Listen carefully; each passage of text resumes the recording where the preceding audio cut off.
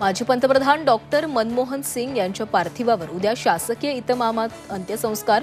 काँग्रेसचे सरचिटणीस के.सी. वेणुगोपाल यांची माहिती.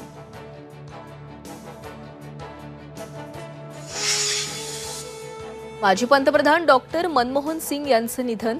वयाच्या 92व्या वर्षी दिल्लीतील एम्स रुग्णालयात घेतला अखेरचा श्वास. तर देशात 7 दिवसांचा दुखवटा जाहीर. आजचे सर्व सरकारी कार्यक्रम रद्द.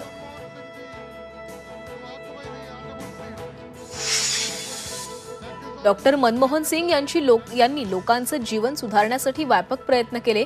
पंतप्रधान नरेंद्र मोदींचे गौरवोद्गार. तर राहुल गांधी आणि शरद पवारांकडून मनमोहन सिंगांना आदरांजली.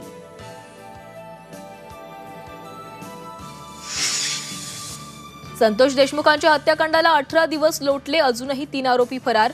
सुदर्शन घुले, सुधीर सांगळे आणि कृष्णा केदारचा शोध घेण्यात पोलिसांना अपयश.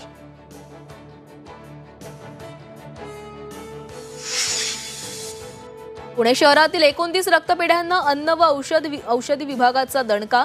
नियमभंग केल्याप्रकरणी रक्तपेढ्यांचे परवाने रद्द. परराज्यात रक्त विक्री केल्याचा ठपका.